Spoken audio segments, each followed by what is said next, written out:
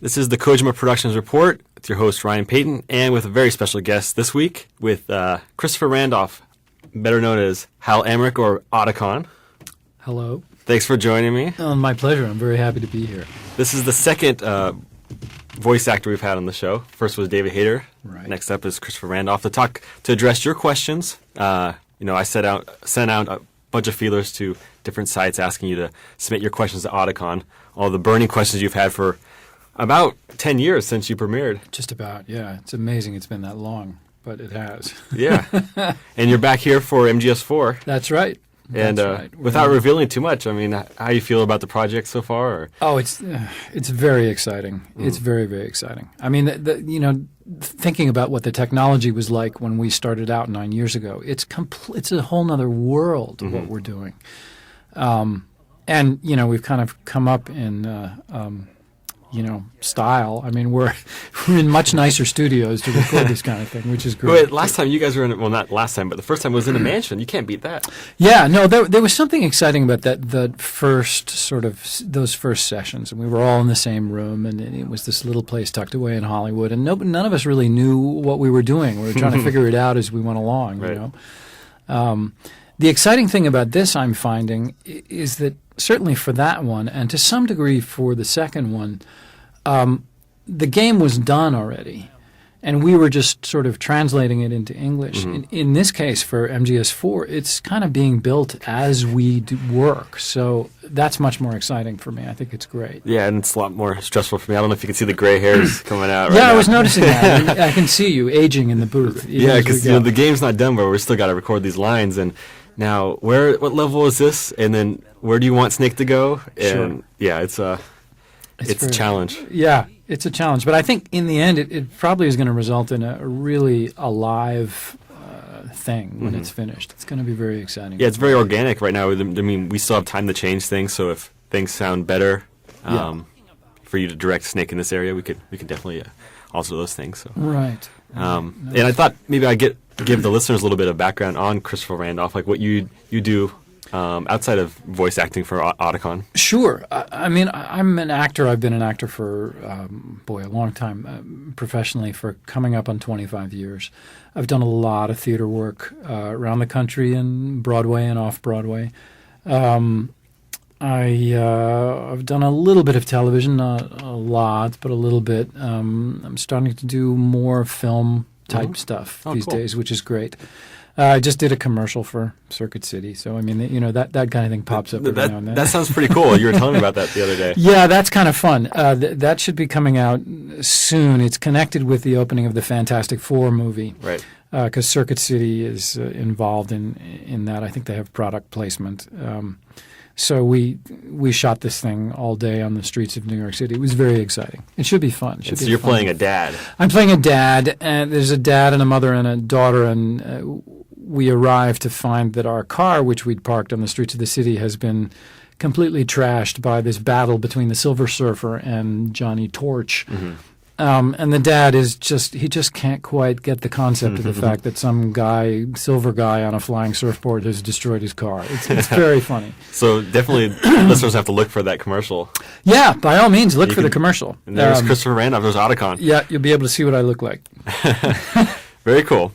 And so, I thought we'd just go into the questions if you don't mind. Please, let's do that. We got a lot. I mean, I literally got over 200 questions from fans, and we really appreciate it. It's great. And especially from the guys over at the unofficial Metal Gear Solid site. You guys send in a lot of great questions. And let's start off with one question from Santiago from Argentina, and he wants to know how does it feel to give your voice to a game rather than doing your voice on stage, or like you're usually more communicating with people. I guess you can see communicating with the audience. And yeah, it's a little bit trickier because, of course, you can't be seen. So anything that happens, you have to communicate solely with your voice. And that's challenging. And then the other challenging thing is that because we're recording this not having seen the game, sometimes you have to visualize in your head what's going on, and you don't really know. Right. And I mean, we rely very heavily on Chris Zimmerman, our voice director, for that, and she's brilliant. It's very, very helpful. On the other hand, there's a great deal of freedom in voice acting, particularly for games, because you can't be seen. I mean, you can make all sorts of silly faces and stuff to just try and get the right sound, Right. and it doesn't matter because no one's really watching. Yeah, you could have a pencil up to your mouth and it doesn't really Exactly, and I frequently do. And you also, I did shave and take a shower this morning, but you don't have to.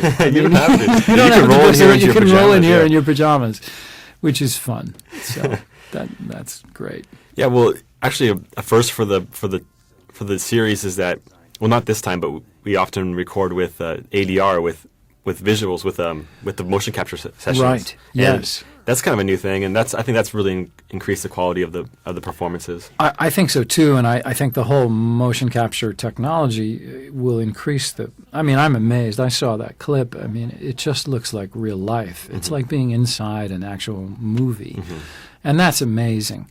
When we did MGS the first time, we did have to match things to picture. Okay. But it's not quite the same thing as this motion capture stuff. Right. I think that's going to be very exciting. Yeah, actually, it's a little more severe this time, I guess. I mean, you could argue because you have to keep in mind the way that the motion capture actors are moving, and this is the way the intonation's going.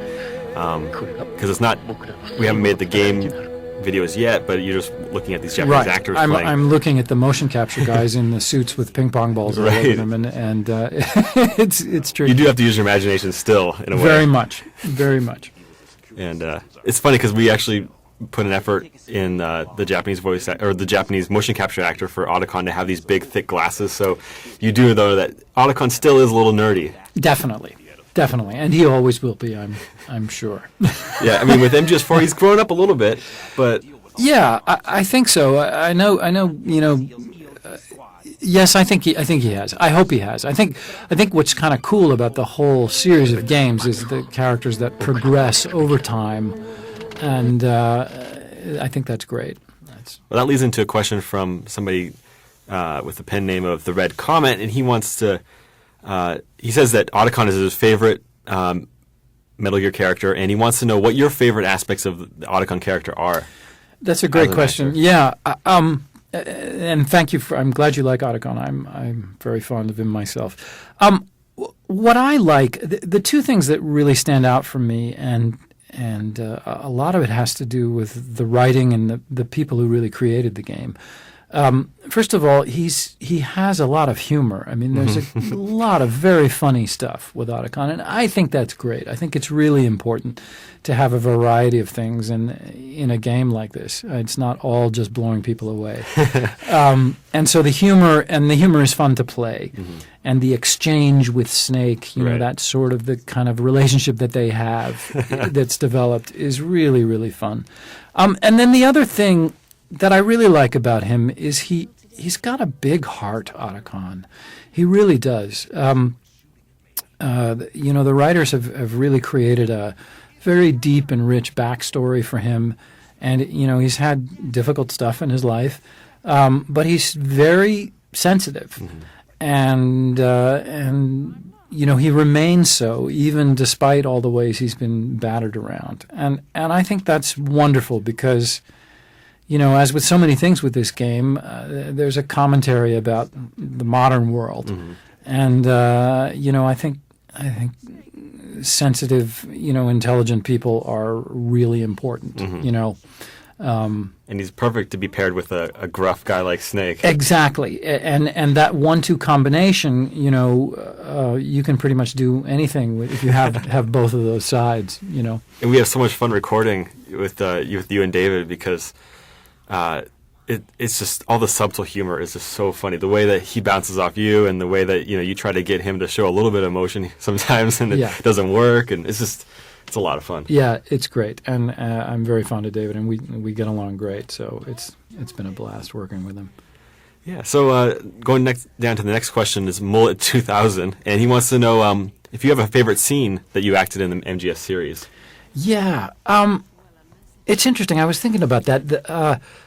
I have to say, I have a real soft spot for the very first scene where, Snake kind of finds me hiding in a closet. I was thinking back to that, and I've actually seen a bit of it recently, and